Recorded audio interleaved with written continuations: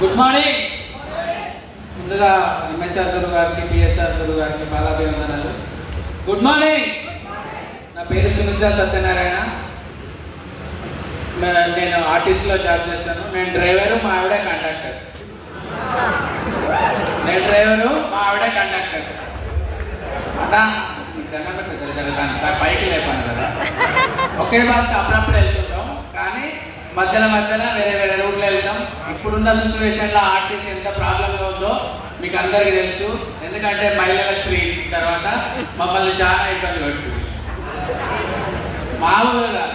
ఎందుకంటే మరి మన సప్లిమెంట్ వాడుతుండ్రో ఏం వాడుతుండ్రో తెలియదు, కానీ 90 years ముసలమ్మ వెనకాల ఎక్కుతుంది బస్సు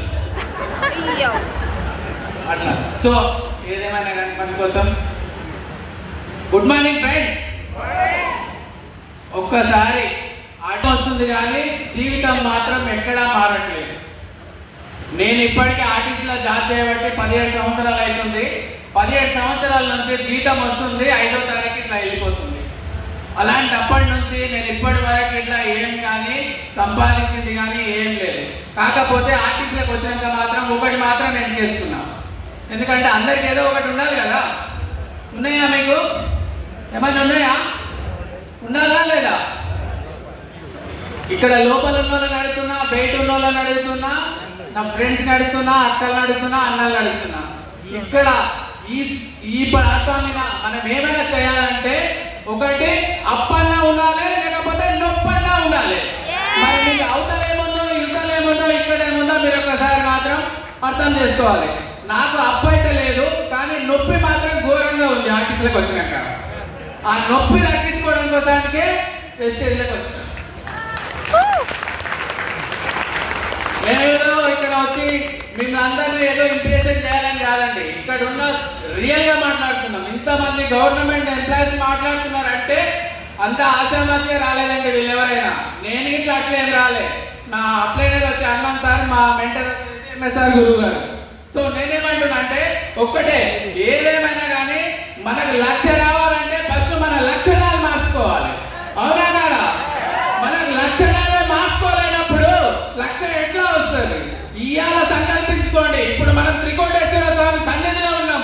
ఇక్కడ వచ్చిన వాళ్ళు ఎంతో మంది సక్సెస్ అయ్యారు, మన గురుగారితో సహా. నేను చెప్తున్నా కదా, ఈ గురుగారు ఫస్ట్ మా ఇంటికి వచ్చినప్పుడు నేనేం బిలీవ్ చేయలే. అంత ఈజీగా ఎవరైనా బిలీవ్ చేసిరా? ఎవరు చేయలేదు. కాబట్టి దయచేసి చెప్తున్నా, ఇక్కడ టైం ఎక్కువ లేదు, గురుగారి ముందర మనం ఎక్కువ మాట్లాడాలని ఇట్లా. కాబట్టి లక్ష రావాలంటే ఫస్ట్ మన లక్షణాలు మాత్రం 100% మార్చుకోవాలి. 10 మందికి ఎప్పుడైతే నువ్వు హెల్ప్ చేయాలనుకుంటావో అప్పుడే నీకు అన్నీ వస్తాయి. నీకు లక్ష అయినా వస్తాయి, కోట్లైనా వస్తాయి. అవి ఇట్లా నీ లోపల ఎప్పుడైతే మార్చుకోలేకపోతావో ఏది నీకు రాదు, ఏది నీ నుంచి కాదు. సో దయచేసి అందరూ గెలవాలి, గెలవాలి, గెలవాలి, గెలిపియాలి. అది ఆ నినాదంతో ముందుకెళ్దాం. గురువు గారు ఇద్దరు మనకు బాగా సపోర్టెడ్ గా ఉన్నారు. కాబట్టి ఎవరన్నా ఇంకా మైండ్ లో కొంచెం ఏమన్నా ఆలోచనలు ఉండి నేను వచ్చినా వాళ్ళు మాట్లాడిను మనం విన్నాము వెళ్ళిపోయినాము అనుకునేటోళ్ళు ఎవరైనా ఉన్నా కానీ ఈ రోజు వాళ్ళ మైండ్ ఓపెన్ చేసినండి.